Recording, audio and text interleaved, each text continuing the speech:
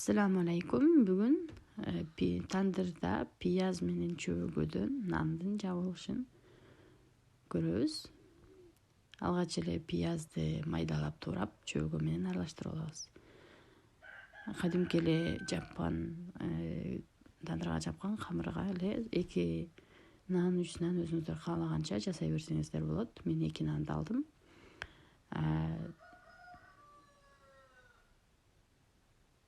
Чөбөгө менен пиязды азыраак бир аз көп салбайбыз, анткени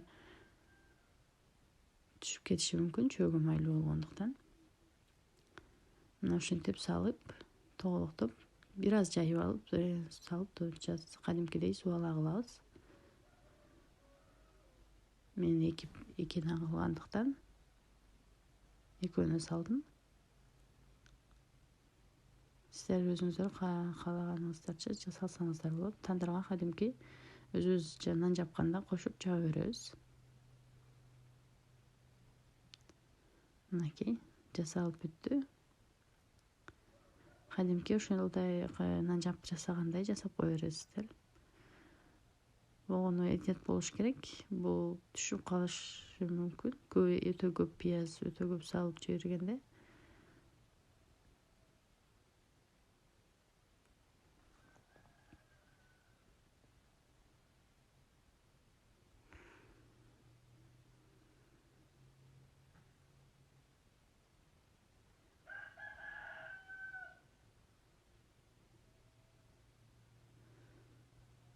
Мынакей даяр болду. Эми жаба беребиз.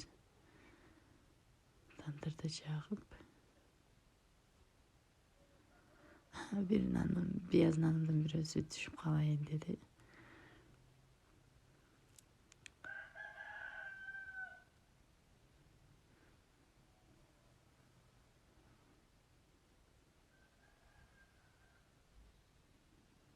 Ушундай кааласаңыздар жаап көрсөңүздөр болот. Албетте чөбөгө кошулган пияз нан аябай даамдуу болот чындыгында.